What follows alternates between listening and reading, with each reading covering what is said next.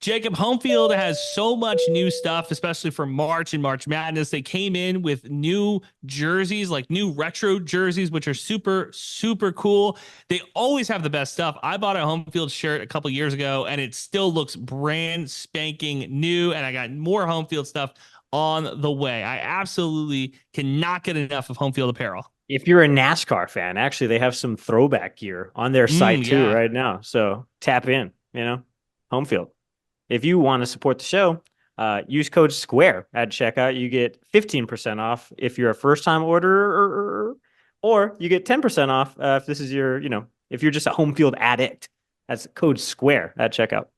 There's one company, Andy, that we trust to put our own merch out there into the world, and who we firmly believe is coming on top this football season. That's EliteSports.com.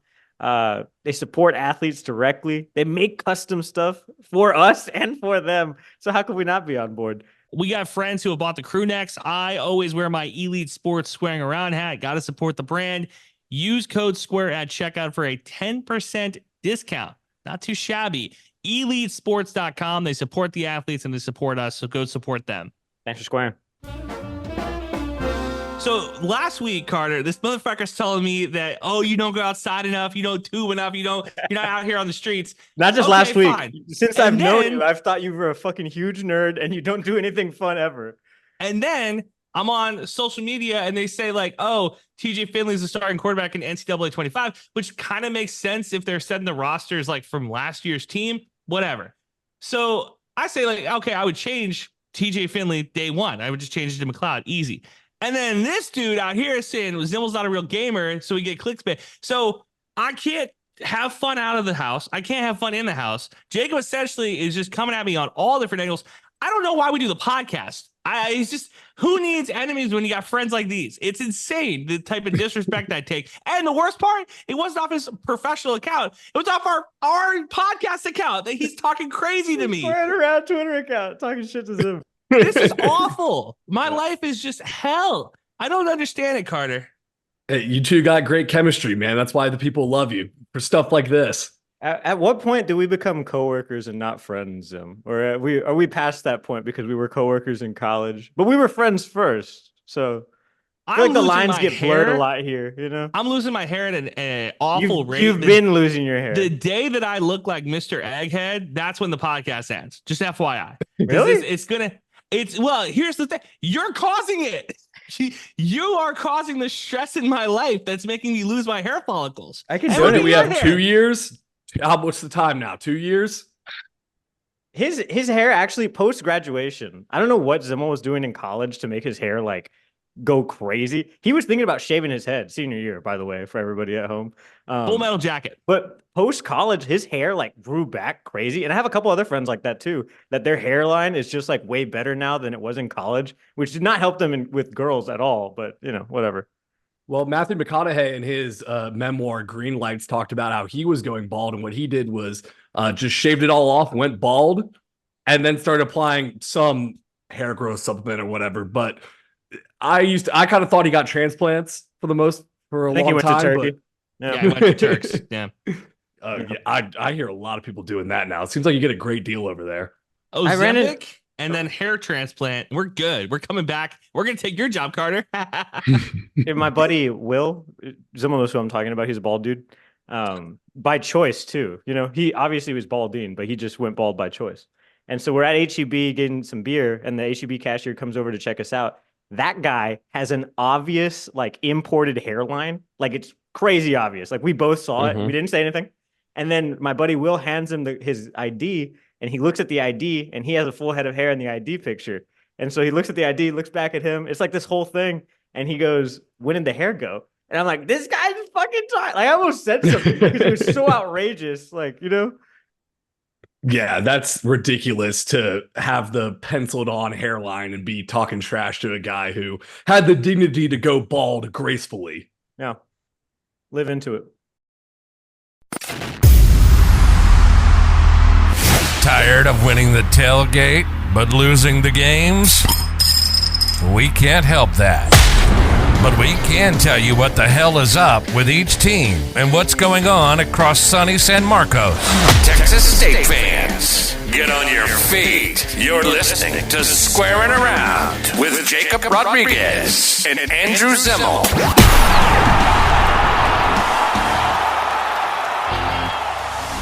What's up, everybody? Welcome to Squarin' Around, back on the Dave Campbell's Republic of Football Texas Podcat Network. It's the Podcat Network, at least when we're on. This week, we're joined by Carter Yates. If you don't know who Carter is, he's one of the best, brightest, and youngest, most successful, soon to be probably like everywhere in the next few years. Super impressed with all his stuff that he's done for Dave Campbell's. Former lifeguard at the Frisco Athletic Center. Daily Texan alum. I did a deep dive on your LinkedIn. That is a deep cut right there. Yeah, man. I'm obsessed with LinkedIn, honestly. There's nothing I do better than network professionally, I think. That's such a fucking You're weird fucking laughing at me? That's so weird. That's true. like, there's nothing I do better than make LinkedIn Nothing. connections. And you I want have to talk like over wild about 600, I me? think. You want to talk wild about me? That's crazy. So I have 500 plus. So it's probably nearly 600. I bet you have more. But when I first got into TV, I was so aggressively like, oh my God, please connect with me. I'm a fucking loser. Like, Yeah, I thought I joined a sports podcast, not a Wall Street bar. I know, right dude. now. I know, my bad. If you're like, why the hell is Carter here talking about LinkedIn connections? I got him on the show because I wanted to talk about football for once. We've been obsessing over softball. I've been very depressed because of our baseball situation. It's time to look at the bright spot. And luckily this week, actually, GJ Kinney signed an F ton of dudes. So originally I thought about we were going to do like kind of a, what are you just flexing your LinkedIn? What was that gold 100 LinkedIn star? more. 100 more. You have LinkedIn 700 connections. I have 800. 800. Oh, no, you have Yeah. 300 more. I just want to clarify. No, you have 7. Oh, okay. You have 753. I have 853. You checked? Yeah. Damn. Yeah. Okay. Boss. How many LinkedIn connections do you think some of these Texas State recruits have? Not enough. Like Back if you to were football. if you were Not as many as you. Yeah, that's for sure. If you were that good at football, like good enough to be a D1 scholarship kind of guy, at what point do you start taking your major seriously, I wonder? Like, because like if I pick the same major in journalism, like am I stressing over getting a summer internship my freshman year? Or am I, like I think after the second transfer is when I start to lean into the books a little bit more. If I'm Alan Bowman right now, the Oklahoma State quarterback, I'd delete my LinkedIn because every time he throws a pick next year, it's going to be the LinkedIn screenshot, like get a job, tough. Twitter going after him. So, and justice for Alan Bowman, man. None of that, guys. We have a few get a job guys on this roster right now. And it's great. We talked to Lindsey Scott Jr. actually last year. He started his deal at LSU, and I think he was electrical engineering or something engineering. I remember that part. But then he kept that major through his whole course. But like, imagine 6 schools doing the same thing, or like, this doesn't really transfer over, and then you got to like negotiate between the registrar's office, and that just seems like a really big headache. Yeah, that's giving me anxiety just thinking about dealing with all those academic advisors, and he was probably doing that during COVID too, so he probably had 20 different ones. Ugh, give me the shivers. But do you think he's doing that? Or do you think there's somebody like a GA that's out here like arguing with the registrar's office, being like, no, we need this guy to play. Like he's 9 credit hours short because He of took like the class at Austin Community College. Give him a break. I know, dude. There's no way that he's actually doing it. I do think it would be funny though, because I know there's a couple of like business majors who get like their MBA through like playing football. And it's like, it'd be really funny if one of them just popped off and was like, yeah, I know I'm like really good at finance, or like I'm like a Rain Man when it comes to stock trading. And you're like, you couldn't catch a pass in the bowl game, but you know that like Apple was gonna like tank. Like that's crazy. Shout out, Dude, that's like my boy Trevor Spates out of McCallum Memorial High School, one of the Valley's leading rushers of all time. He went to Stanford, and then he got a finance degree, I think, from Notre Dame, and that's where he spent his like last year there. Now he's a big business dude. I never see him anymore. But yeah, it's like if Patrick Bateman from American Psycho was like the backup running back on Rice or something. Oh, speaking of Rice, that's where we met you. Well, in person at least, because I've interacted with you a few times before then. But the first time I ever saw you in person, like on the National Geographic channel, I was like, oh my God, a Wild Carter was at the bowl game, Rice, Texas State. Yeah, it was fun to link up there, and what a hell of a game it was for all of us to meet for the first time. Yeah. And Zimmel, there was his first game. He had never seen Texas State since post-grad, Zim, or what? Yeah, for sure. Yeah, 100%. So it had been like 4 years since he had been to a game with like the whole media crew again, Texas State. And he was so nervous. And so I was like making small talk with Carter, eating chicken tenders because, you know, nothing for me to do at the games if Carter's there. And so I'm just like going through my little camera stuff and hanging out. And Zimmel's just like super nervous, Nelly energy. It's the first bowl game for Texas State in their history. I think I had a little bit of a right to be nervous if they were going to win or not. Also, the last time we were I wasn't nervous for them. They got their ass kicked. Like, I don't know. I feel like I'm very much justified. Yeah. Yeah. Well, I think I tried to say, hey, like, Andrew, I'm Carter. Like, we haven't met in person. He's like, I know who you are. Like, I know you. I did. Well, isn't that a good thing? Like, I mean, like, your reputation precedes you. Like, no, I mean, it is, but you were tense, man. You were tense. He was super buttoned up. Luke I'd never McCaffrey seen you was like still that. playing. That's why I was Luke so McCaffrey was still playing. We didn't know. You know what I mean? Well, I didn't know what he was going to do. I knew he was an NFL player. I was concerned. Look, I'm just saying, I feel like I'm getting a lot of flack early in this thing. I feel like I'm okay. Carter, you were with us when we had like that FBI agent from SMU like hold us up in the in like the tunnel, like couldn't go on the field or anything. That was crazy too. Mm-hmm. And then I thought like the press conference situation was going to be a little bit more professional. We were all just like sitting on the carpet watching a couple grown men cry after the game. And I was like, this is a little very intense and then very like not like put together for what it should be, I think. Well, I hate the announcer cliche during bowl season of you want to tell Ball State this game doesn't matter. Oh, tell John Smith this game doesn't matter. But that's what the press conference felt like, because I think they asked Rice running back Dean Connors like one question and he just broke down in tears. And I felt for him, man. Like he left it out there on the field. But the press conference mirrored the game because Rice's gets cut short. We sit there for about 20 minutes and hear Texas State partying in the locker room, literally behind the wall of the press conference. GJ Kinney walks in soaking wet from getting water, whatever, dumped all over him, and drops one of my favorite bars of the year, which was when I took the Texas State job, people told me it was a sleeping giant. I think that giant's awake now. And you're like, well, my article's done. Yeah. Yep. Thank you, GJ, and we'll see you next year. He's a quote machine, honestly. It's perfect. Anytime he speaks, it's like, oh, well, anybody could take any of this. Yeah, I mean, that game was off the rails, though, because the headsets weren't even working in the stadium. Another GJ line was like, I don't need someone in my headset telling me what the coverage is. I know what coverage it is. And then the Texas State fans drank all the beer in SMU Stadium. There was no beer left by the middle of the third quarter. So they threw I think Texas State had like 11 personal foul penalties. They threw a pass to a lineman. Like, it was crazy game. We've been talking a lot about like expectations, preseason, postseason. Right now, what are we expecting from this team? Are we out of our minds to think that the ceiling for this team is like SBC title game, or like is that just like think bigger, Jacob? Talking about? Yeah. Think bigger. You think it's bigger than that? I wouldn't go. How could it get bigger than that? Well, if you win the Sun Belt and you're, let's say, one loss, 12th spot, college playoffs. Like, okay. I mean, like I think it's possible. I don't think it's improbable. I don't think it's impossible. Guys, it's not crazy to think Sun Belt Conference or bust, but when I left Ford Stadium that night, I was very high on Texas State coming into the following year.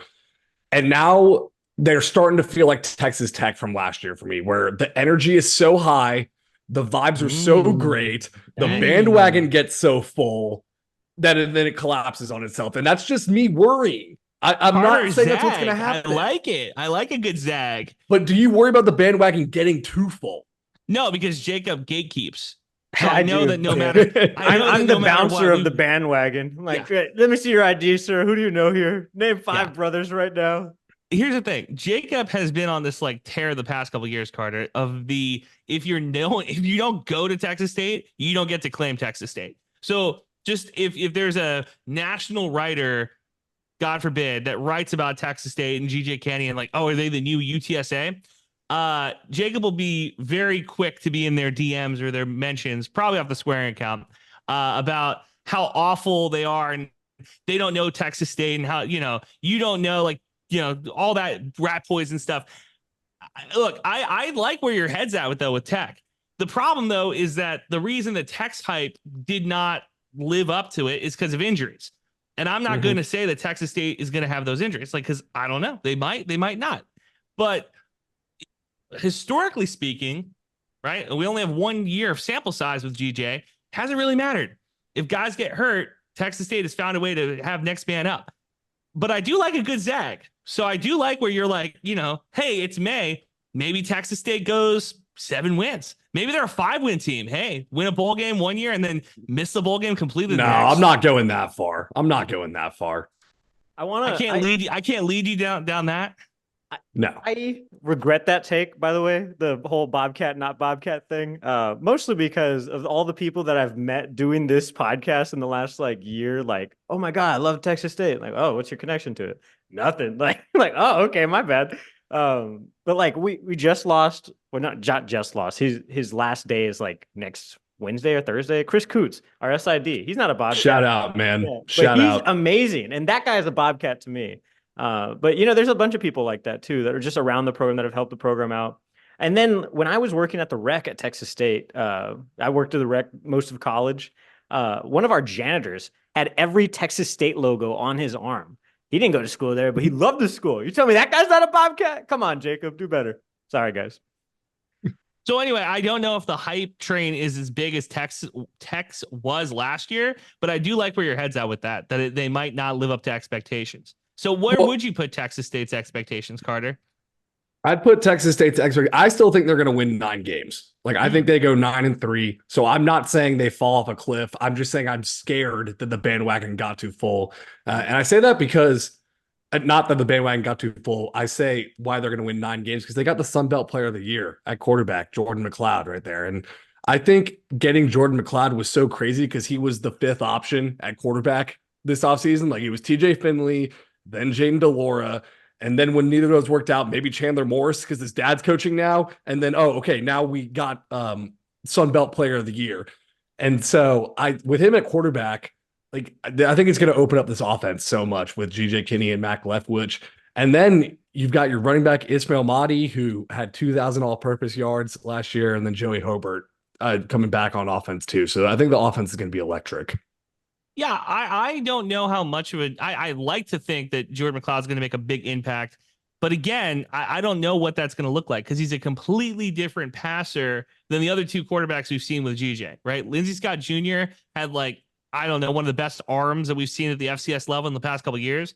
And then with TJ Finley, decision-making was kind of taken out of his hands a little bit. The schemes were, I thought, pretty simple for him. He wasn't throwing the ball around the backyard a lot and forced to make extend plays. With McLeod, he is smart enough that you can have a complex offense and really get this thing humming. But at the same time, I didn't see him at JMU really take the top off the defense when it came to really throwing the ball down the field. And Texas State does not necessarily have game breakers like they did last year with Hawkins, but they still have a couple guys who can get down the field pretty quick. I'd be curious to see what they do with GJ, who likes to make explosive plays, likes to game plan explosive plays. How do you get that to work with your quarterback that may be a little bit more conservative? So I think Jordan McLeod will run the offense probably better than TJ Finley, because when I looked at the numbers today, and it's Texas State was 80th or so in the nation in sacks allowed per game. And I'm wondering, is that offensive line, or is that a lot of times because TJ Finley isn't getting out of sacks? He got blitzed by pressure and he'd put them in 3rd and long situations sometimes. And I think Jordan McLeod is a little more mobile in that he's going to get the ball out quicker, not put you so much behind the chains. So maybe you're losing some of the big shot plays, but I think overall you're staying more on pace as an offense. Now, you saw enough of TJ Finley for me to ask you this question. Was he a mobile quarterback to you? When you saw him play, were you thinking to yourself, mobile quarterback? I was thinking that's a strong quarterback. He might make a guy miss because he just throws him off of him, but he's not running away from anyone now. So if somebody said mobile quarterback, you'd be like, I don't know, not really. He's more of the Ben Roethlisberger. Did you think Ben Roethlisberger was a mobile quarterback? Exactly. Okay, that's all I needed to hear. This is the debate that's been raging, and I've been telling people 6'7", he falls forward, he gets 1.5 yards. Those aren't rushing yards, folks. That's just him being tall. Like, I don't know what to tell you. I'll never forget being at the goal line. We were like, I don't know, 6-yard line or something like that, very close. And TJ, not a design QB run, but the play falls apart and he runs in, he ends up throwing it and it gets picked like at the 2-yard line or something. But I could feel his feet from 6 yards away, like running down with my camera. Very powerful guy. But yeah. Well, what's crazy is that you go from 6'7" TJ Finley to they say Jordan McLeod's 6 foot, and brother, he's not 6 foot. Nah, he looks like 5'10". You've got a great triple threat, like a 3-headed monster of Jordan McLeod, Joey Hobart, Ishmael Mahdi, but off the field, those guys look like they work at the San Marcos sandwich shop. Like they are not very physically imposing. Like they're great football players. All right, now I'll be honest. Great football players, guys. Joey Hobart, let's give him some respect here. He might not be the tallest guy, and he might not be Julian Edelman type, but let's give Joey Hobart a little bit of credit here. He's not a bum. He's not getting me lettuce on my BLT. Come on, give me a break. I love Joey Hobart, man. I love the no glove swag. He's the best at it in the state. I like it. So, he has a surprising amount of dance moves. Just to be honest, at the Baylor game, I think he went viral just because of his dance stuff. So where do you put Texas State? You talked about in the state with Joey Hobart. Where do you put that offense? It's hard to compare somebody. You're not going to compare them to Texas or Texas A&M, but just from what you've seen, where do you put Texas State when you talk about the different tiers? Just in terms of the offense or in terms of the entire team? No, just the offense, because I think the offense is more interesting than the entire team dynamic. I mean, I would put them top 3 in the state if you're talking about pound for pound in terms of where they rank in their conference. Like, I really think Texas State and Texas are the 2 football teams that have the best chance to win their conference in 2024. And I think when you talk about Texas State, that's only because of the offense, really. Like, the defense we'll see, but the offense is what I get excited about. I mean, let me go down the list of these Texas teams of an offense I think is better than Texas State. Maybe SMU, Texas, I would say for sure. But other than that, it's like, all right. I think that's pretty much it. You're adding to the bandwagon hype right now, Carter. Yeah, I'm told you how scared I was a bit, because then I'm about to just talk about how awesome Texas State is. Would you say the hype wasn't the hype like way bigger last year? No, I don't know. It wasn't for Texas State. Yeah, because at least in my own propaganda world, to me it felt like the hype in your was echo chamber. Moon. Yeah, in my echo chamber online. Sure. Yeah, I do not. But I think this year, because of that weird quarterback situation, it's kind of be hot and cold, and there's a lot of moving pieces right now at Bobcat Stadium, literally and metaphorically. I don't know. But last year, your quarterback situation was Malik Hornsby is going to be the quarterback, and hey, we have to portal TJ Finley in the summer because Malik Hornsby's not the guy. So was that a great quarterback situation? But hold on a second. Jordan McLeod could look like Ben Roth, or he could look like anybody. He could look like an NFL quarterback, and TJ Finley would still go on the portal and go try to get another quarterback. I don't know. It worked out that TJ was better than Malik Hornsby, but I'm not going to say that it was because they saw Malik Hornsby play and they're like, we need to add another person. I think it's also that's fair. TJ is just a guy who's like, I would rather have more quarterbacks and not enough. And I'm curious to see if he starts getting quarterbacks who played high school football at smaller schools, who played multiple positions, because it's going to be hard at some point when you have 5 quarterbacks on the roster to justify that. But if you have, let's say, 3 quarterbacks and then 2 guys that also play receiver, or 4 quarterbacks, but a guy who can also play linebacker, hey, you know what? There's something to be said there. I don't know. I'm just curious. That is interesting. If we start seeing that, perhaps a 5'7" quarterback from McCall Memorial High School, kind of a utility guy. It's probably dumb. It might be dumb, but I'm just thinking to myself that GJ, and also there's a lot of other offensive coaches in the country who want to have as many quarterbacks as possible on the roster. And that's not to say that they're going to go to every quarterback room meeting and everything else like that. But I think that it's going to be really hard to justify having 4 QBs if you have, say, God forbid, Joey Hobart goes down week 1 or week 2. And now you're lacking at the wide receiver position for depth, but you have a guy who's just watching film all day. in the quarterback room? I don't know. I just think that there's something to be said for that. And I'll keep it a buck. I think this season of The Bachelorette sucks. Like, I think we already know who's going to make the final rose ceremony, and everybody else is just here to make it to the Bachelor in Paradise, you know? Totally. Jordan McLeod, QB1, PJ Hatter / RJ, what's his name? Martinez? RJ Martinez. RJ Martinez is going to be 2. I don't know. Maybe PJ Hatter? I don't know yet. I haven't seen either. That's the other thing. I've seen Jordan McLeod throw more times than the other two, for sure. That's the other thing, Carter, is that Texas State continues to try to get young quarterbacks and have them sit. Oh, and Brad Jackson out of S.A. Reagan.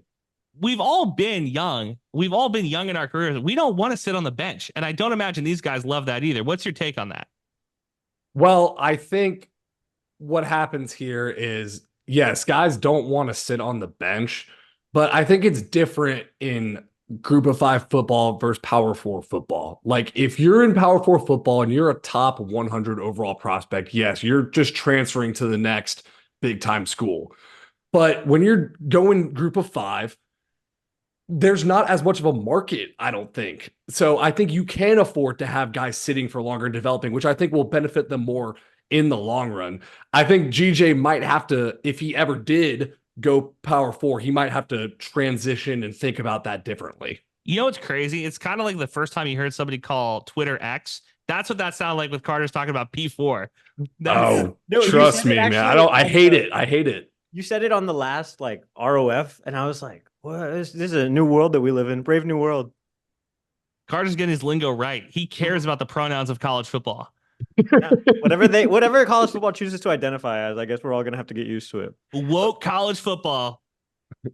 Carter Yates, woke college football insider. Dang, that's gonna be your new pod, Carter. Woke college football. They'll get Carter. A lot of subscribers. Woke college football with Carter Yates. How many W's is that? That's like 3. I wanted to ask you too, specifically like recruiting stuff. Like maybe as a Texas person, you know, you're obviously a huge Longhorn, but maybe just like a college football person in general. Like at what point do you start giving a shit that somebody's going to come to your school? Like, because to me, when we're covering the recruits and stuff, if somebody's committed to Texas State, a lot of people are committed to Texas State at some point. Mm-hmm. I don't really care. I really care when they're actually put on the Bobcat gear, to go back to that original take of these are actually Bobcats. When it was the late 2010s, I would say I got juiced up for any commitment, right? Like, if you committed to the school, I was diving deep on the huddle. I was reading all the stories about the person. And now it's barely a blip if I see a guy obviously, if we're covering them at Dave Campbell's, like, yes, we're writing all those.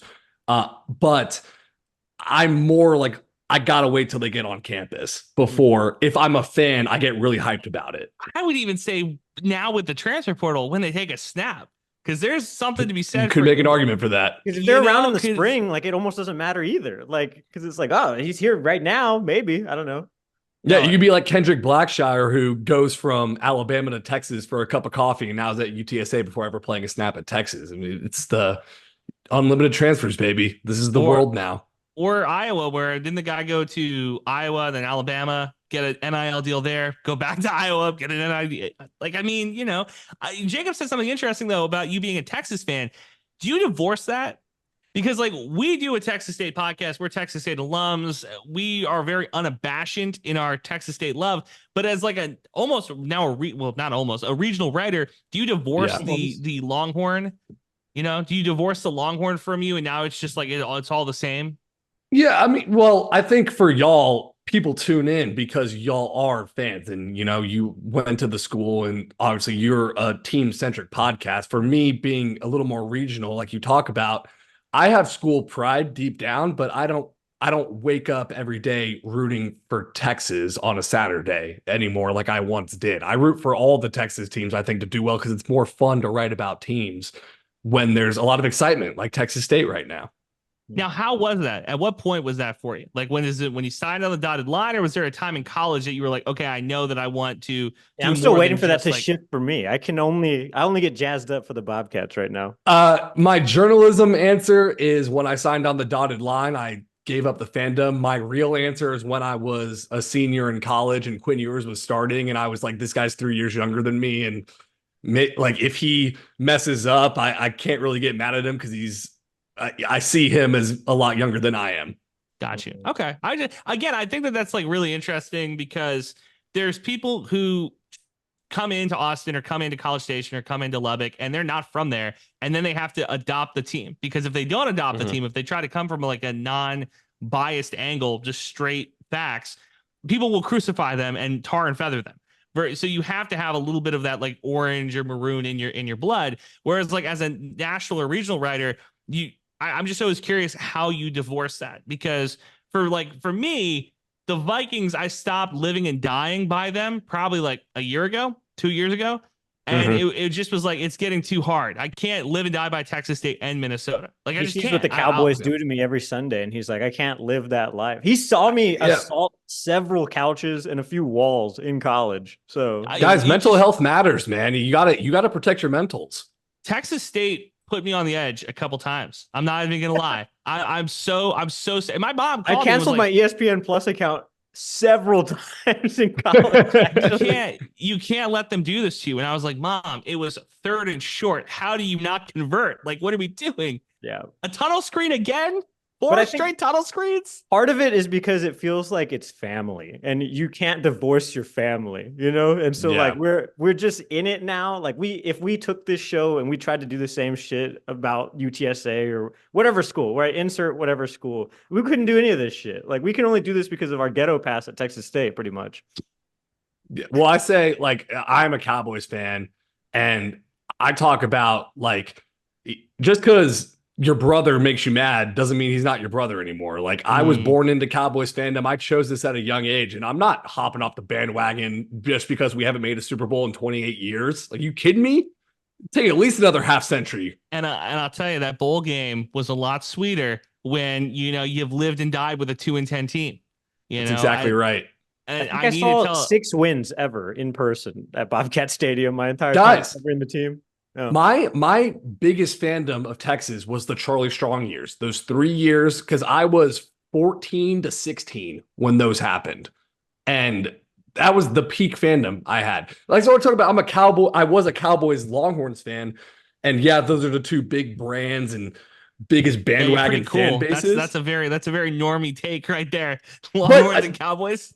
In my lifetime of being a fan, the 2010s, neither of those teams really did anything. The Cowboys still haven't done anything, No. You had one Sugar Bowl year. Yes, that was the year before I got to Texas as a freshman. So that I got in for massive hype. What? You joined in 2018? Yeah, 2019. 2019 was my freshman year at Texas. Damn. Golly. So what are you, 22, Carter? 23. I'm about to be 24. Fuck. No kidding. Yeah. Gee, you have such a bright future ahead of you. And I'm just some decrepit old man now. I know. Oh my God. Yeah. I'm 26. I feel ancient. The first time I ever said bitch in front of my father was when Colt McCoy was taken out of the Rose Bowl game. I lost my mind. That was peak Texas fan for me. Yeah, and from our conversation we had when we first got in here, I would not like to cuss in front of your father, Jacob, because that's a scary individual. My dad will still put me on my ass for sure. We have a couple questions from the Quattro Corners cartel. That's the worst name. Which Andrew still hates that I call our fans. But none of our fans, first of all, subscribe to our newsletter and you can tell us what to fucking call you.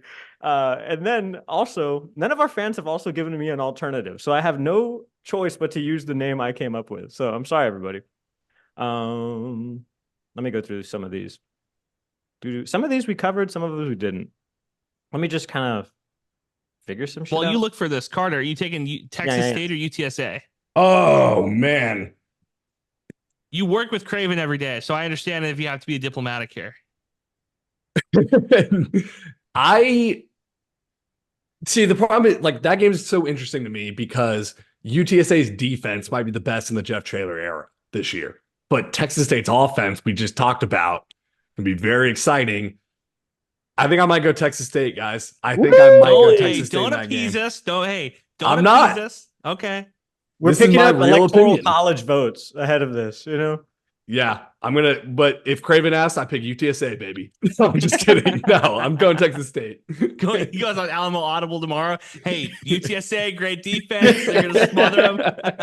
Well, you know what was crazy? When we did their show, we did 2 podcasts back to back, us and then them. Oh, yeah. And they were so nice on our show. And then when we went to theirs, they immediately went on the aggressive. And I was like, where the hell was this energy?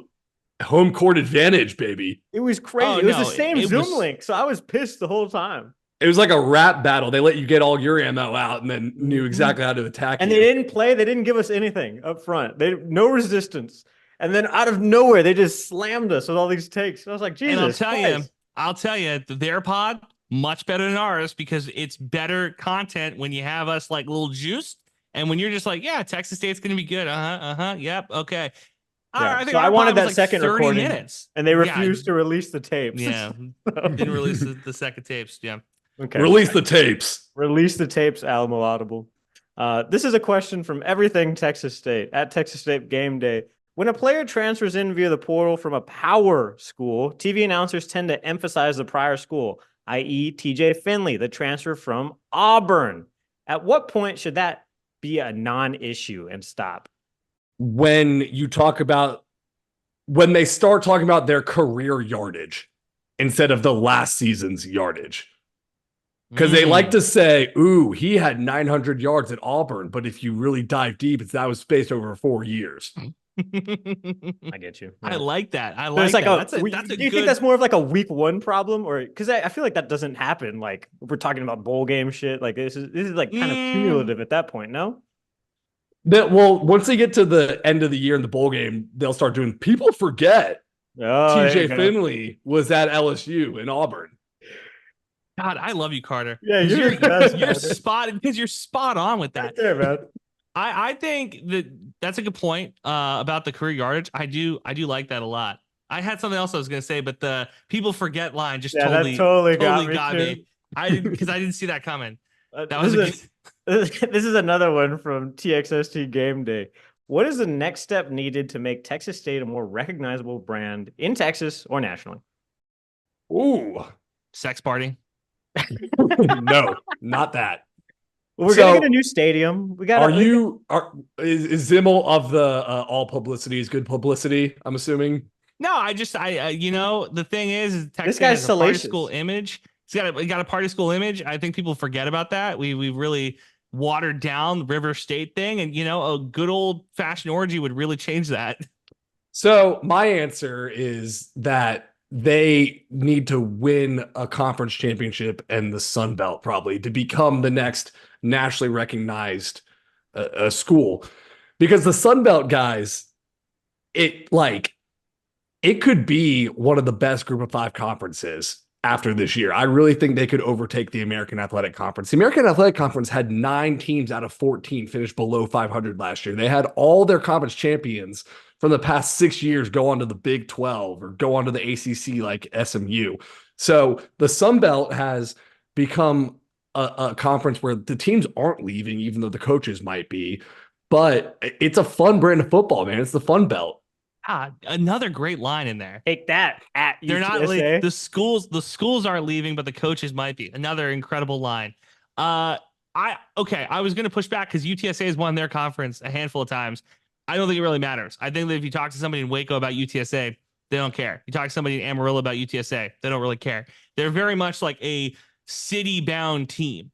Now, nationally, people love Jeff Traylor because nationally they're thinking, hey, this guy might change my program. Texas State would have to be a combination of 3 things. The Big 12 imploding and all of those teams just sucking. Every state school in Texas in the Big 12 just losing to Utah and Arizona State and Arizona year after year after year. It would have to take Texas and Texas A&M both having some sort of like massive struggle, and they would have to take Texas State winning their conference and winning bowl games, big bowl games, year after year after year. Like, because I don't think it's one without the other two. Okay. No, I mean, I can agree with that for sure. Sometimes I get a little blinded by covering at Dave Campbell's in terms of how relevant I think teams are maybe to across the state. So I'd agree with that. But sometimes it gets confusing too, because you talk about Jeff Traylor is so nationally recognizable. Like I see him on the CBS Sports, like top coach rankings in Group of Five. He's always number 1 or number 2. But you're right. I don't know about Waco being like all in on UTSA. But I have a take on that. I think Jeff Traylor is a great guy, and I think he's a pretty damn good coach.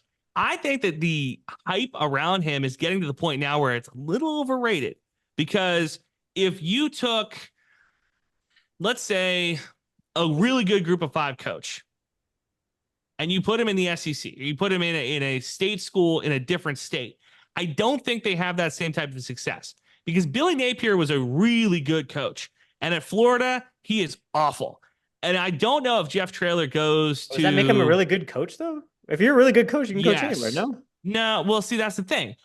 Well, he's also getting sued now, so there's a few other hurdles he has to clear at Florida. You're a lawyer to handle those battles. Worry about the X's and O's, Billy. If you just took like his Florida like run here, it's been really bad. I don't know if Jeff Traylor goes to like Oklahoma State, if that means anything. You know what I mean? Like if Jeff Traylor goes to like, I'm trying to think of another Power 5, Washington. If Jeff Traylor took the Washington job, would we still consider him the best Group of Five coach?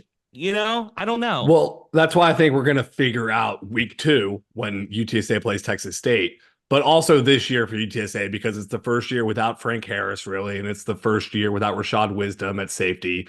And a lot of those guys who were there from day one, this is now the new crew. We got 18 seniors. Yeah. You know, we had 18 seniors play tonight, and it's a shame, really, that that's what everybody talked about. Any second someone's talking about Jeff Traylor and not Frank Harris is a travesty towards those 18 seniors. So what would be, I didn't get the reference at first. Yeah, that was funny. What would be an overreaction, Carter? Because like I don't want to be like knee-jerk text or UTSA. I want to say too, games a quick interjection. Zimmel's saying all of this now after a 3-hour-long conversation at Herbert's Tacos with Mike Craven, where Craven convinced Zimmel and me that the Jeff Traylor coaching tree is the most like consequential coaching tree in all of college football right now. Yeah, in the last 20 years. He's the Mike Leach of college coaches now. Yeah, okay. Okay, that's a take that's cooking. I don't know if it's done yet, but it's the cooking. Slow cooker for sure. Right in now. The slow cooker. No, I don't. Look, I like Jeff Traylor. We do San Antonio media. Jakob and I are now part of that. I get it. I'm not saying he's a bad coach. I'm not saying UTSA is a bad team. I'm just saying that if they win 7 games, I don't want to overreact and say like, oh, it was all Frank Harris. But at the same time, I don't want to say that like, you know, hey, this is the best Group of Five coach in the country.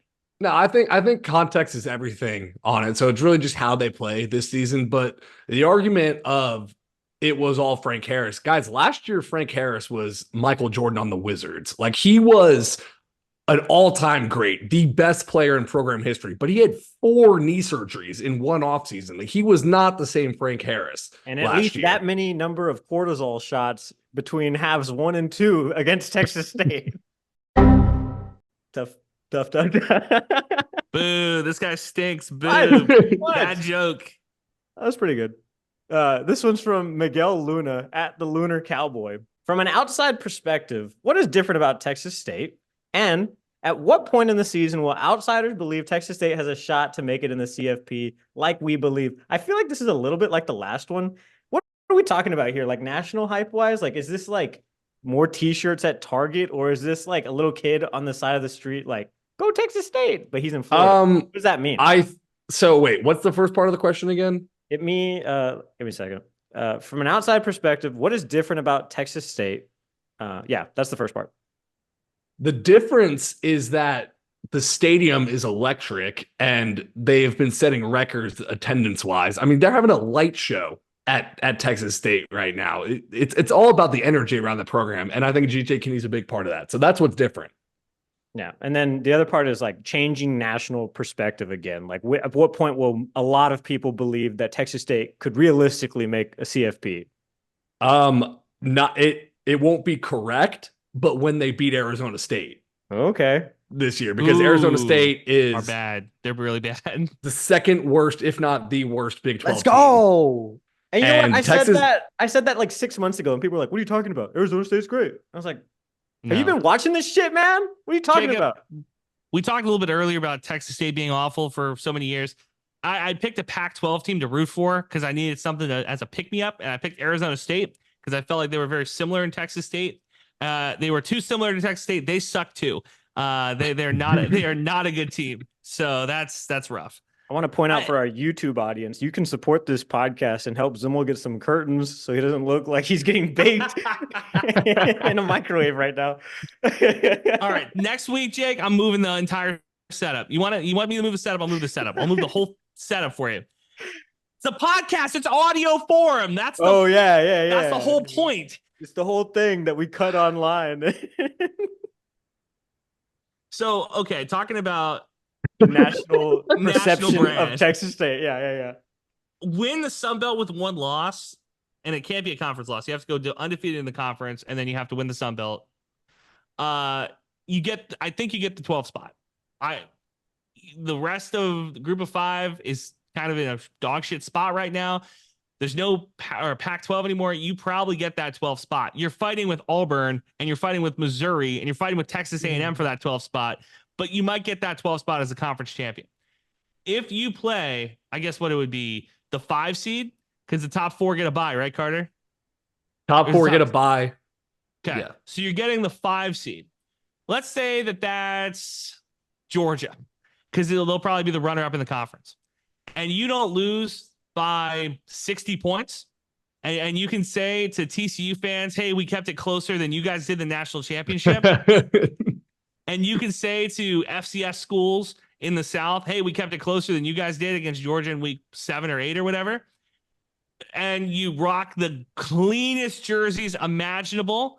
And Jordan McLeod plays the best game of his life to score 10 points. But still, I think that's when things get a little frisky for Texas State. Because look, nationally, you're not buying a Bobcat hat in Cleveland, Ohio.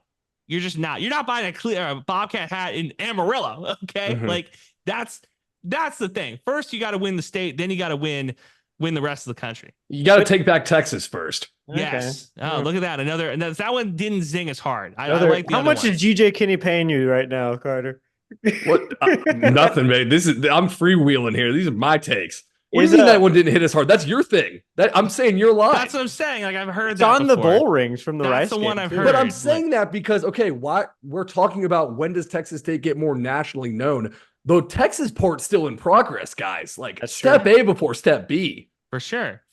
But the Sun Belt's losing coaches, not teams. That's a funny line. Take back Texas first. That one, you know what? The audience murmured, they clapped. It didn't get the standing applaud the other ones did.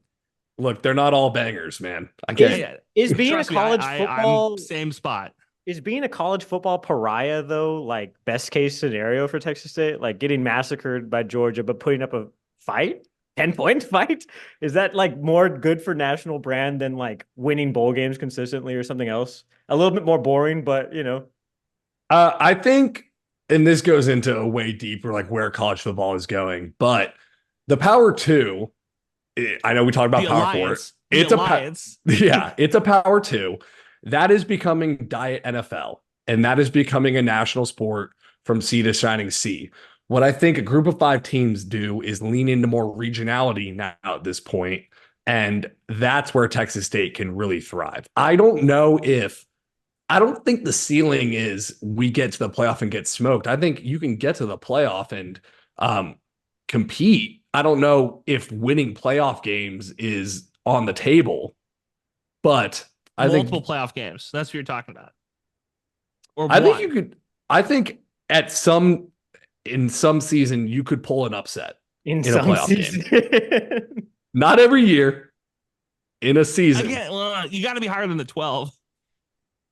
You can't. You're not beating the 5 seed. You're not beating Florida State last year. But doesn't the group of 5 bid get? Do they get the 5 seed or are they a 12 seed? They're gonna get a seat at the table, but they're not getting. You think the group of 5 is gonna get a 5 seed? No, I didn't know how. I forgot how it works. If it's like the conference champions get the first 6, and then it's like 6 at-larges.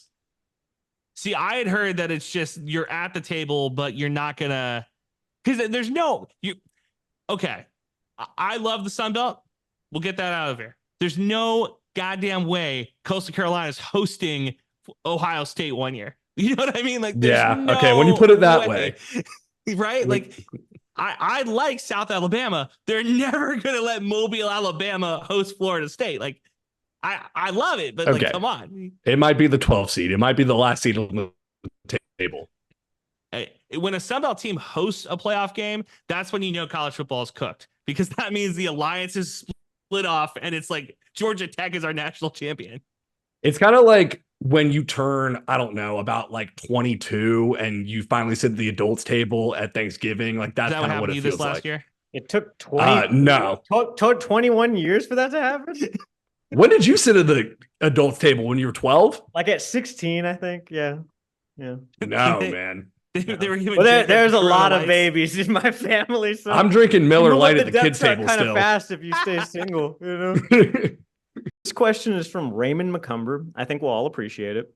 Question for the pod: scale of 1 to 10, how worried are we about us replacing Chris Coots? Question.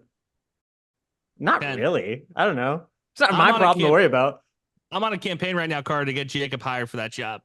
I don't know. It's not just you. Several people have reached out to me, take this job. And I said, first of all, it's not even offered to me. And why would they want the guy from Squarin around to be their athletic guy? No, by replace, do you mean like the job gets filled or like the person who fills it does a good job? Both. Okay. I'd be a little worried. Chris, he was awesome, dude. You don't know this, but we had not a great experience overall. With the guy before him. Happy trails, but it wasn't fun. Chris is great. I think it'll get filled. I'm not worried about it, though, because it's something I don't get paid to worry about. Yeah, it's not really going to matter either, because, second parter from Raymond McCumber is also QB1 seems like McLeod is a lock. Do you see RJ Martinez giving him a run to compete or anything like that? What do you think? No, I don't think so either. Easy. Next question. It's Jordan McLeod, dude. He's a Sun Belt Player of the Year. I was really pulling for PJ too. I feel like I don't think RJ's even going to be QB2. If I have to be real, I think it's going to be PJ. Yeah, but the battle is for QB2 though. The battle's not for QB1. Telling you, this season of The Bachelorette sucks, man. I already know it's going to happen.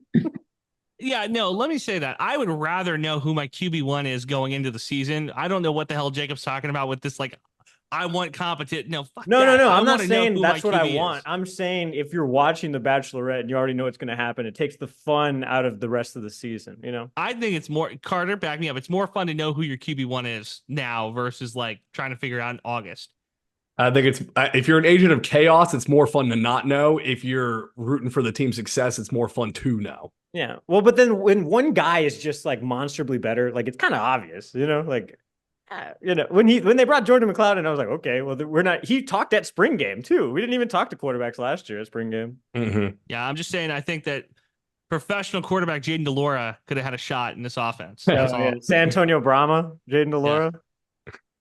Moving on.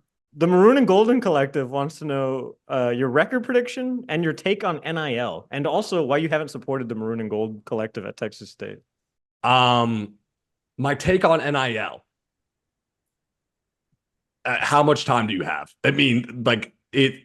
First off, okay, players should be paid, of course, 100%. But I think the system right now is unsustainable, and the system right now is donors and fans are footing the bill.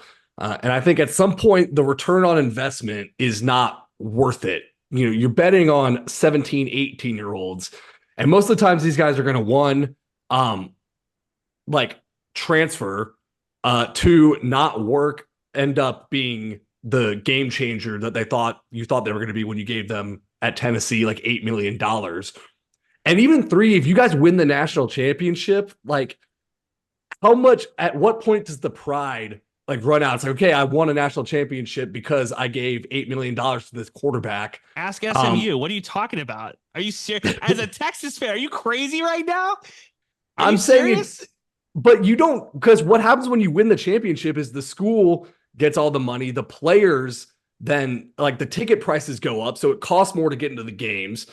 you just get the pride of it. And I'm saying, at what point does the pride run out? Like, okay, we won 5 championships. I'm done giving $8 million.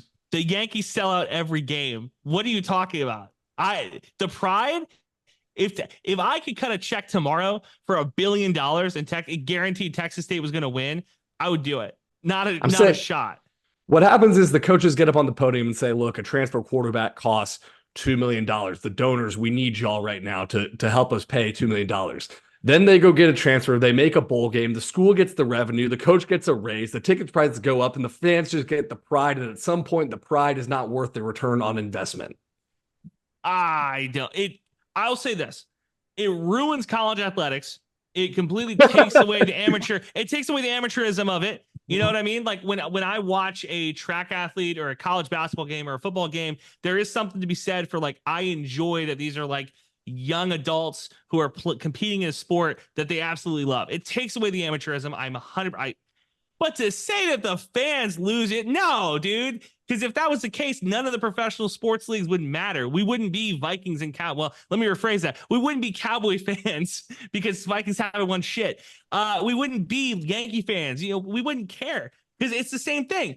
The Yankees go spend $1 bajillion. The hot dog prices go up, and I still watch every game. I'm not saying the fans like us, like the common man fans. I'm saying the guys who are footing the bill, like for the big time transfers and the like. When do they start saying? When does the money run out? Yeah. Yes. Yeah. Like I have donated $10 million every year, and now we have won 3 national championships. I'm good. Like I don't want to pay $10 million. I don't want to keep doing this. That's true. But if you're like an oil magnate or you're somebody who can part with $10 million, like, wouldn't you be okay with separating yourself from whatever, $30 million to get 3 national titles? And then if you keep doing it, you're like, man, well, I kind of like winning all the time. The other part is these oil tycoons, they go play the golf course and they say, hey, guess what? Texas beat Texas A&M. I give $30 million a year and we just won the national championship. And now they go back to their accountant and go like, hey, my buddy Jeff was talking bullshit. We got to go give $30 million to A&M because I want them to win a national championship. And I'm going to buy a yacht. Yeah. And maybe you're right. I just think that the donor footing the bill aspect of it is kind of unsustainable. And I know Zimmel, you're going to hate this, but I think what really has to happen is that there needs to be revenue sharing among the teams, and the athletes need to be employees, and they need to be on 2-year contracts so they can still like go transfer up if they want to. But I think that's what needs to happen. Why would I hate that? Well, if it was up to me, it would just be a collective and we'd all be getting paid. Because you said amateurism was dead and you didn't like that. Yeah, I do really hate that. That bothers me. But I think that you could save it, or a little bit of it, by doing the collective, by having like a money bank system where, you know, Quinn Ewers makes $30 million.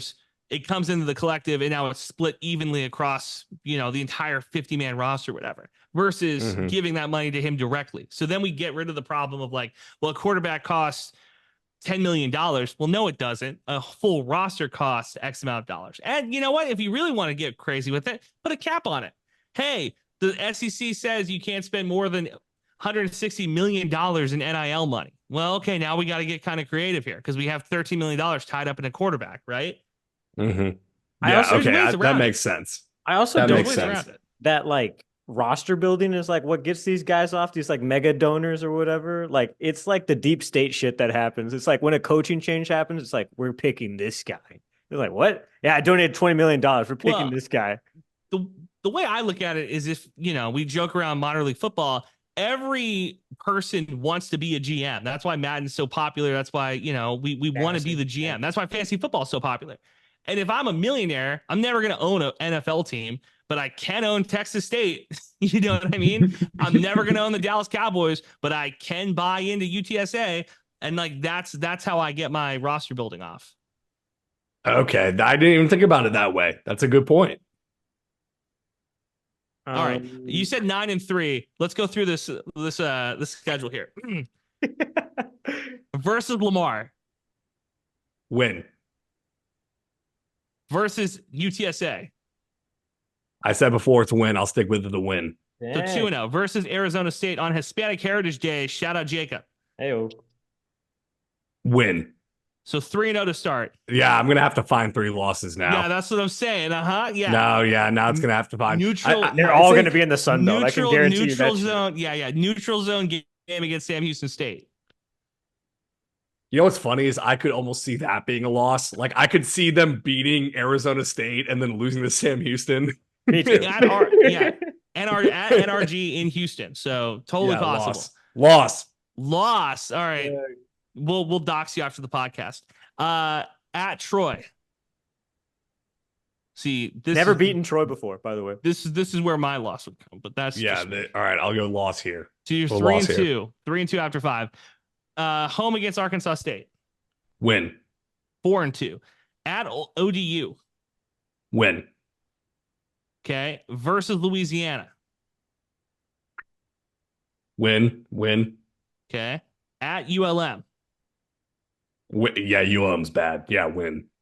Versus Southern Miss. They almost beat us last year, by the way. ULM. Homecoming, by the way. Oh, homecoming night. Okay. Win. Versus Georgia State. Win. I'm running out of. I'm going to run out South of one. Alabama. So you think Texas State loses their last game? Sure. I'll go lose to South Alabama last game. There you go. We gave you an out. You're 9-3. Congratulations, Carter. There you go. Hey, look, I'm not saying those are the right games. I'm saying that's what I think the record's going to be. Okay. we were 6-6 all last year, and then we were firmly a 6-6 podcast. And you know what? I think that worked out for us. We're gonna get our arms twisted. I've already said we're gonna win the title game, so no. We could go 10-2 and win the conference. I think that's possible. It's gonna suck if it's against Troy, because then the whole year, because you play that game early in the year, the whole year you're like rooting against Troy, because if they keep winning games, they have the tiebreaker over you. That's what's gonna happen. Texas State goes 10-2. But we lose to Troy, and it comes down to the final week, and it's like you have to beat South Alabama in Mobile if you want to win the West. That's what's going to happen. You never want to be in a position where you don't control your own destiny. You ever been in that position before, Carter? Way too many times. Dang. Jacob, how about you? Have I been in a? Because remember when I lost that jiu-jitsu tournament because I let the damn thing go to overtime? That was 2 weeks ago. So yes, I came in overweight, had to fight the big boys, lost to my friend Eric in overtime. So yeah, that's not controlling your own destiny. No, man. You know? I honestly, I was looking or your calorie intake.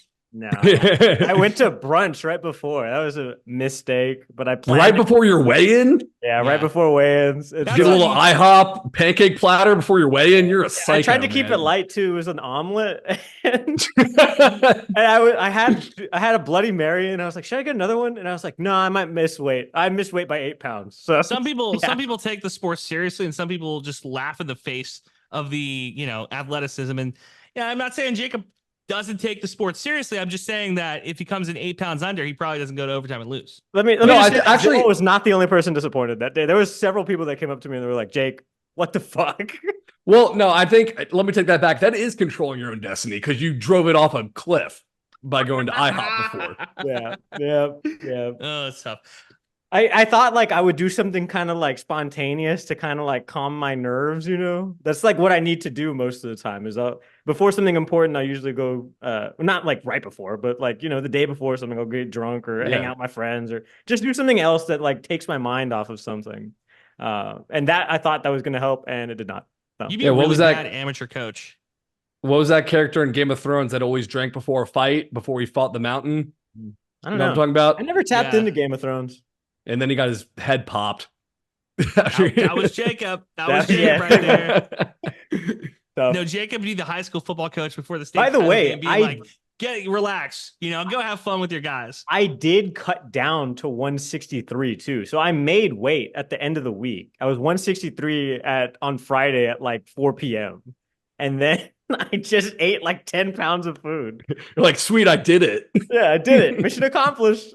Yeah. I should have timed it out better because I could have done it that day. Like that day of, I could have been 163 then, but I just didn't. Wait, we weigh in before we fight too?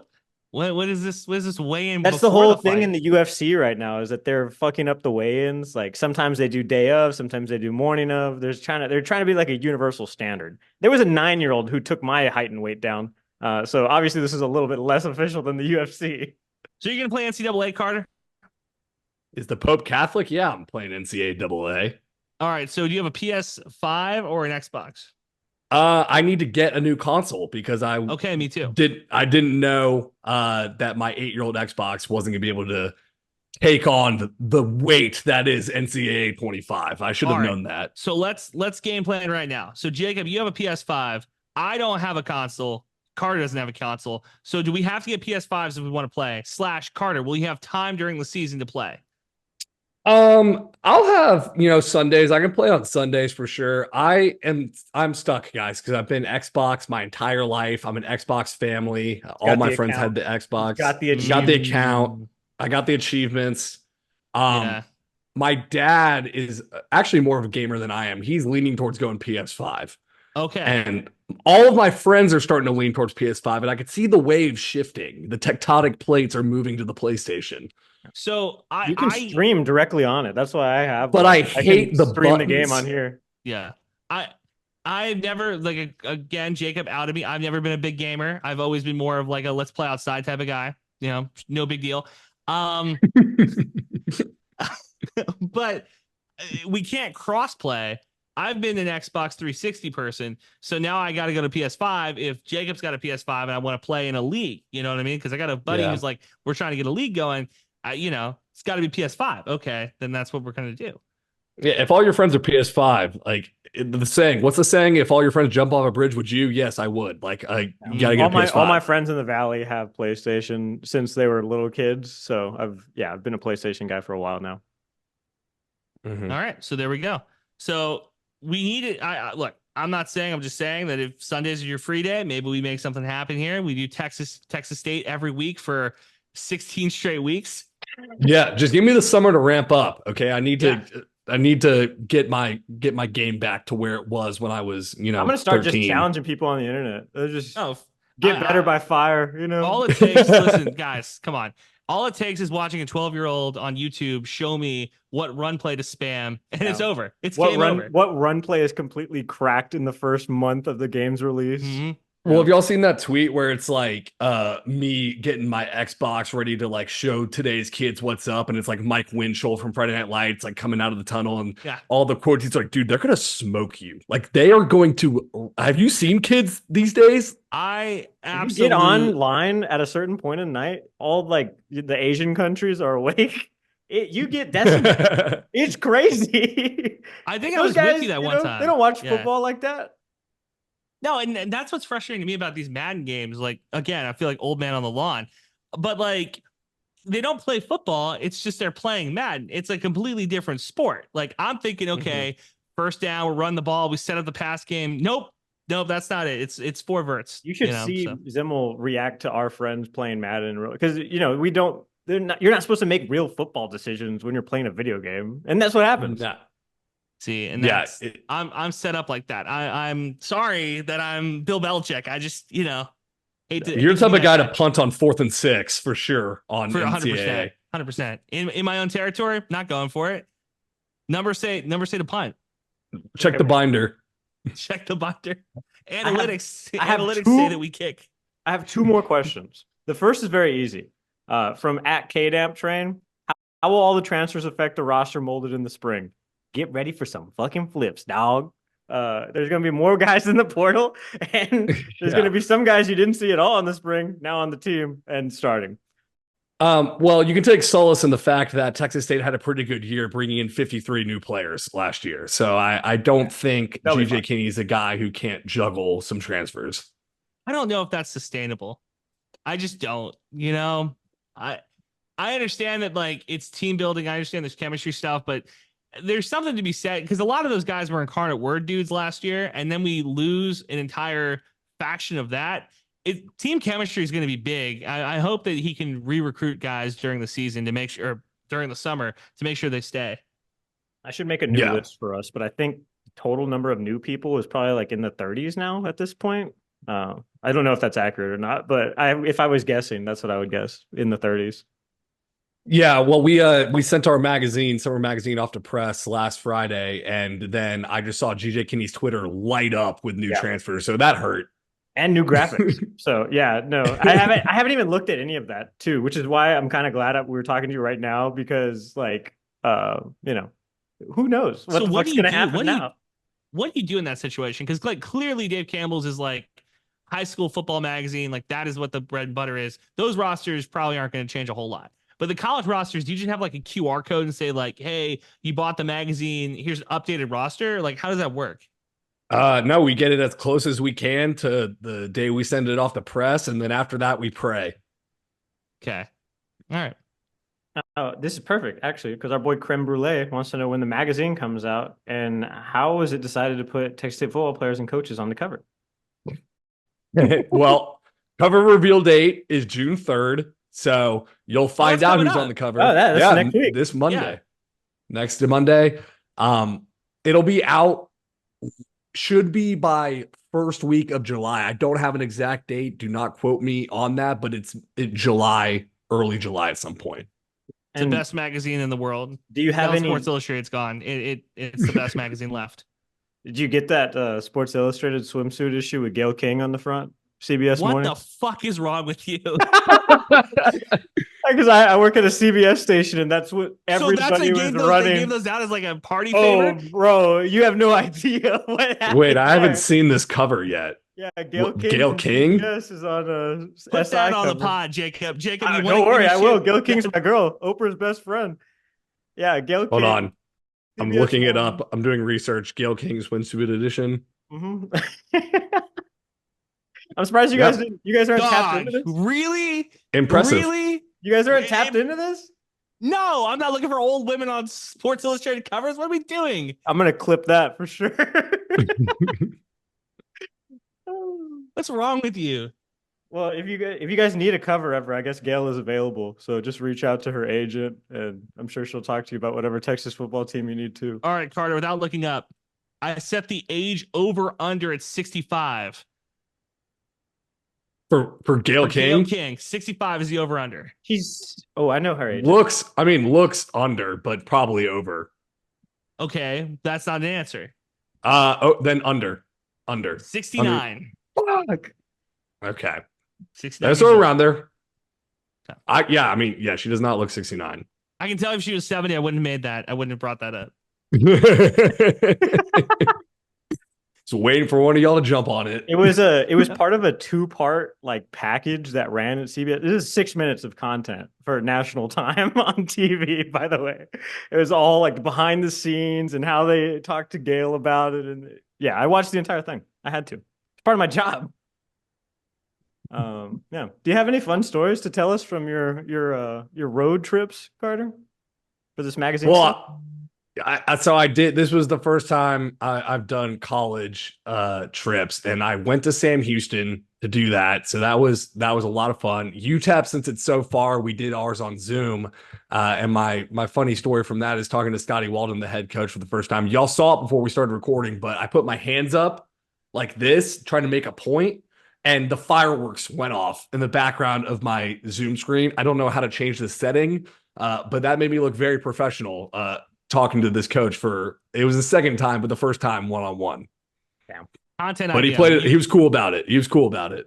Content idea. You guys meet in Odessa. We get a video crew out there and we do like a whole thing about like how far UTEP is away from the rest of the world. I didn't realize it until I took this job, and I don't think people realize how far it is. It's crazy far. It's basically, they do that I-10 rivalry with New Mexico State, and it's far closer to New Mexico State than it is to the next major Texas city. But it's beautiful out there, man. It's so beautiful. Yeah, did you pick that up over Zoom? Yeah, he turned the camera around. He showed it me a little bit. That's funny. Chuco Town, El Paso. Juarez, Mexico. We're just naming cities. Yeah. Well, Chuco Town is El Paso. That's what they call it. That's this little nickname.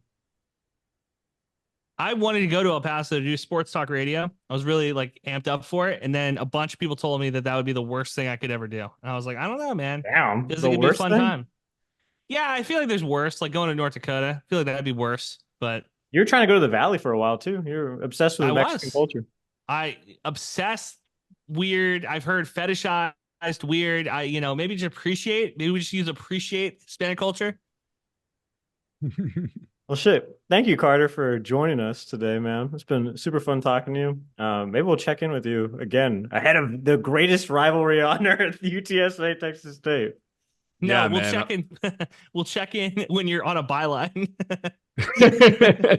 Get that text when I'm cramming in for a story. Like, hey, let's come on Squarin around. No, guys, this has been awesome. I'd love to come on again I'd be so lucky if y'all would have me. Oh, yeah, this has been awesome. Of course. Always good to see Carter. I'm serious. He's one of the best, youngest, college football minds in the country. I didn't realize he was like 22. Dude, he's amazing. Like when I first when Dave Campbell's announced that they were hiring him, of course I did a deep dive because I was like, he's working with two of my friends, Ish and Craven. Let me see what's up. This dude's fucking crazy and talented. Google him. Just Google his name and you'll see what the fuck he wrote and what he's done to this point. And he's awesome. I wrote a few things for Dave Campbell's this past year about Texas State for football and basketball. And Carter gave me some quick tips. And I was like, oh, shit, thank you so much. So he's super knowledgeable, super kind. Yeah, he's a good friend. So thanks for doing the show, buddy. Yeah, I know he's great. And, he big up Texas State a lot more than Craven does. So guess who's going to get that invite back? True. Carter, baby. No, it was good. And now we hit the hashtag Carter over Creighton. Checks over stripes.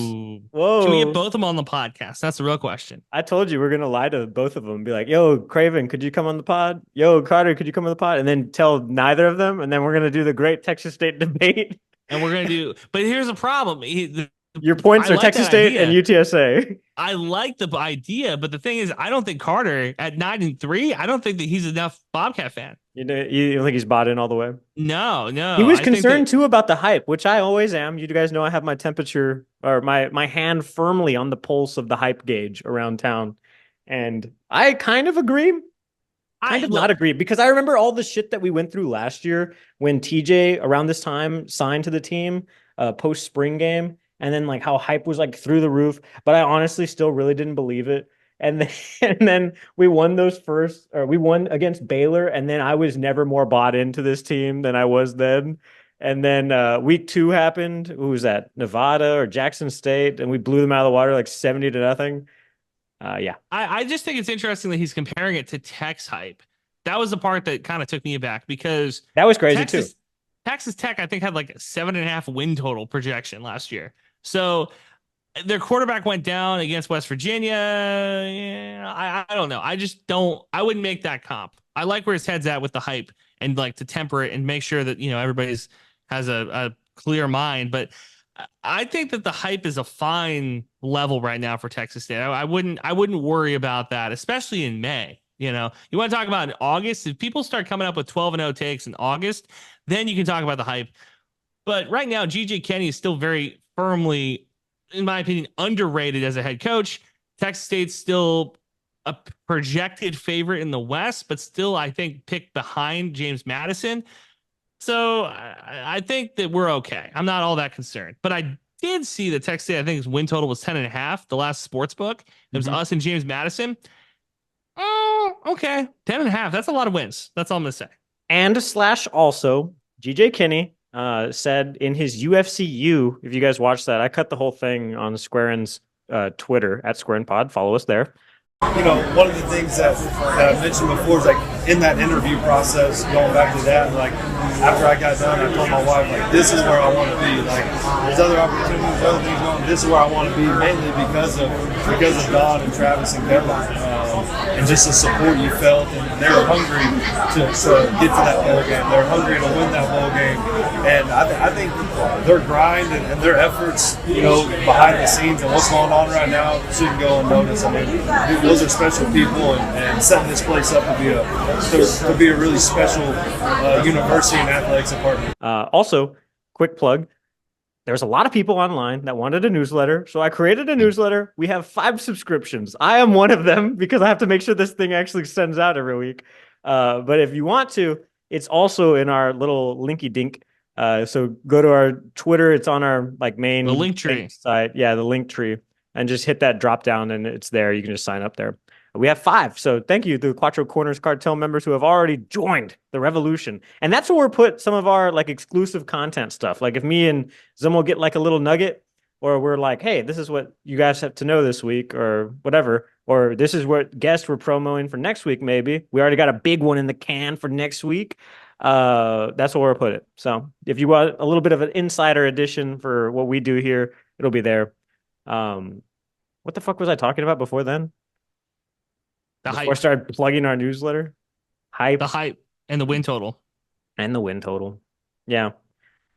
Whatever. I don't know. I've already said we're going to win the damn Sun Belt, so Jessica go big or go home, baby. All right. As we wrap, Jessica Mullins, first team All-American. According Randolph, second team All-American, I think. Huge for the softball team. I'm really happy for him.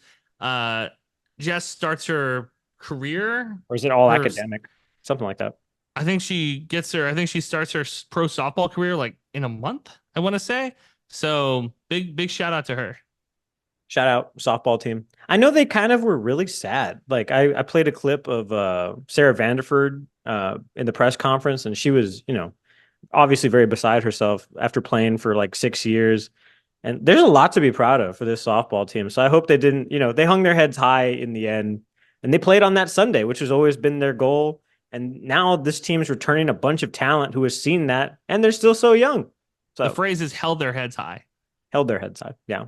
Though they're facing kind of the same dilemma every other sport is, where transfers, you have a good year, you dip. Dalen Pena, come back, baby. It's not too late. What are we baseball. Doing? Yeah. What are we doing? You're buying the future of softball. You buy the future of these 4 teams.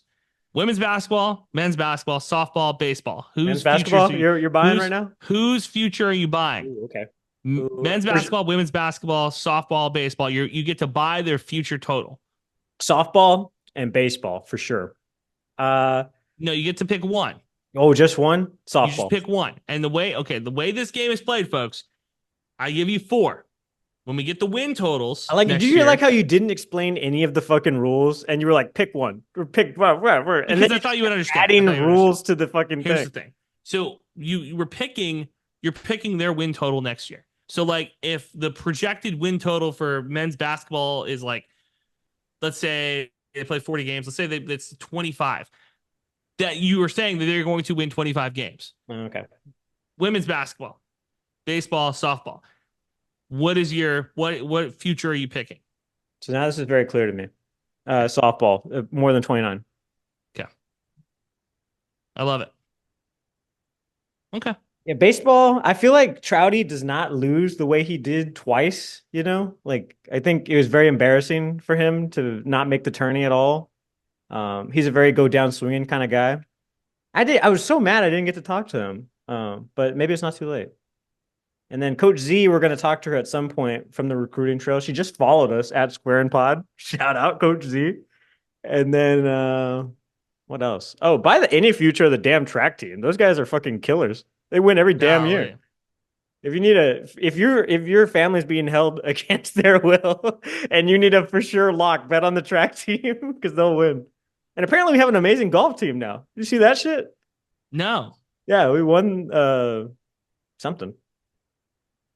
Oh, Par Nelson won Coach of the Year for golf in the Sun Belt. Jeez. Yeah. Well, we need to lock in more. Lock in more. Lock in. You think you're locked in until you're not. Until someone, i.e. Coach Sean Hewitt of the volleyball team, goes, hey, what the fuck? You've had a podcast for 2 years. You haven't talked to volleyball? Buy those guys in the future too. They're amazing. And they were mostly freshmen last year. Yeah, the volleyball team is going to be really good. They were all seniors 2 years ago. We lost them all. And then freshmen come up, right? Everybody's kind of discounting this team. That was the whole narrative kind of set.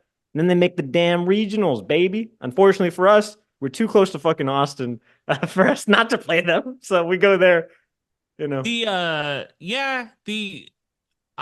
people who were locked in on volleyball when Coach Hewitt got hired were like, this is an incredible hire. I wasn't locked in enough to know. I was just concerned with the retirement of Karen Chisholm, like the all-time great Texas State coach. Like she's up there with Jim Wackers. Like I was concerned about like where or what the program would look like, and he has taken it to, dare I say, the next step.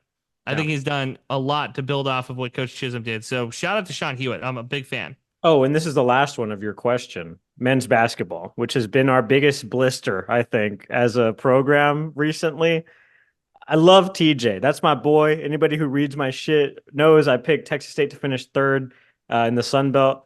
We finished third in the tourney. Kind of, almost, right there. When will you learn the regular season does not matter, Jake? I'm saying we finished in that's when we finished third in the postseason, and that's when I wrote too. Yeah. So I did learn already. This team will be bottom 3 in the conference, but we'll finish third in the conference. Can we come back healthy? Can we return some talent? And can we recruit actually tall people to play the sport of basketball? That is the question for the Texas State men's basketball team. Otherwise, there's going to be a lot more questions like, what's my LinkedIn password? Hey, can you connect with me? Please, can you vouch for one of my skills on LinkedIn? Indeed.com. What do we got going on over there? No. One of us, we're going to get pushed out one of these days by a couple of these Texas State athletes who start a podcast. Start unloading the clip on that. That is fine. You know what? If anybody ever comes with a podcast that's better than ours, I will gladly take off the crown. But if the crown prince of Saudi Arabia wants to buy this podcast, call us, bro. Would you move to Dubai? Would I move to Dubai? Now, do I have the skin for it? Yes. Yes. I like how we both were like, yes. Yes. One of my buddies actually owns a production company that films in Dubai all the time now. It must be kind of sick. I guess maybe it's not the Valley. I would feel very homesick. You're so far away from home. They're fucking with the weather over there. They're putting like beads in the sky and like really trying to make it rain. Yeah. I'm moving to Dubai. I don't think I'd visit Dubai. Now that you've said that, I have my answer. Fuck no.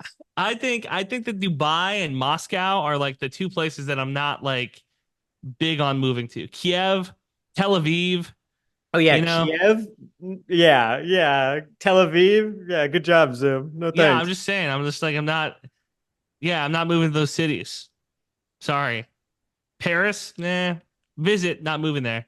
Our buddy Danny called us from Detroit this afternoon. I was like, wow, Detroit's kind of nice. And he was like, yeah, it's kind of got a bad rap. Yeah, the bad place of America.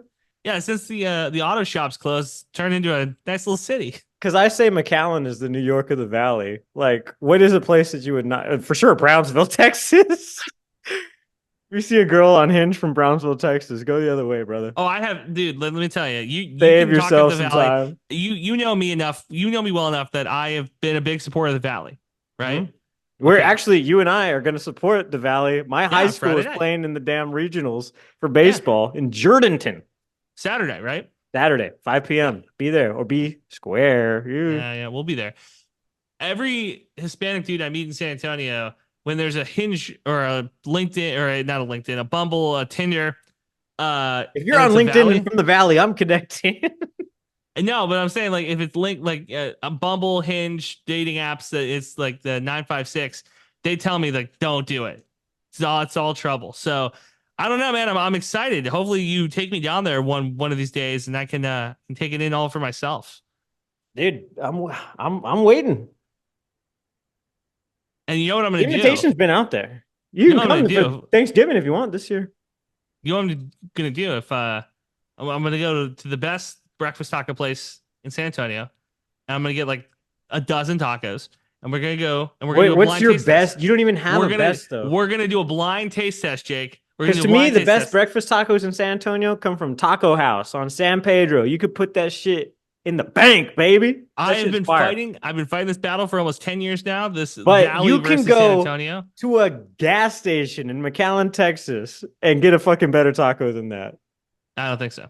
A homeless person on the side of the road off Business 83 in McAllen, Texas could make you a better taco than that. I don't think so. I've been fighting this battle for almost a decade. We're going to put it to bed. We're going to blind taste test. Blind taste test. The Pepsi challenge, but with tacos. The Pepsi challenge, but with tacos. Sign up for the damn newsletter, please, so I feel better about myself and my time. Thanks for squaring. Thanks for squaring, everyone. We don't need no badges. I don't have to show you any stinking badges. Better not come any closer. Thanks for listening. New episodes out every Thursday. Follow the boys on Twitter. Eat 'em up. Eat 'em up.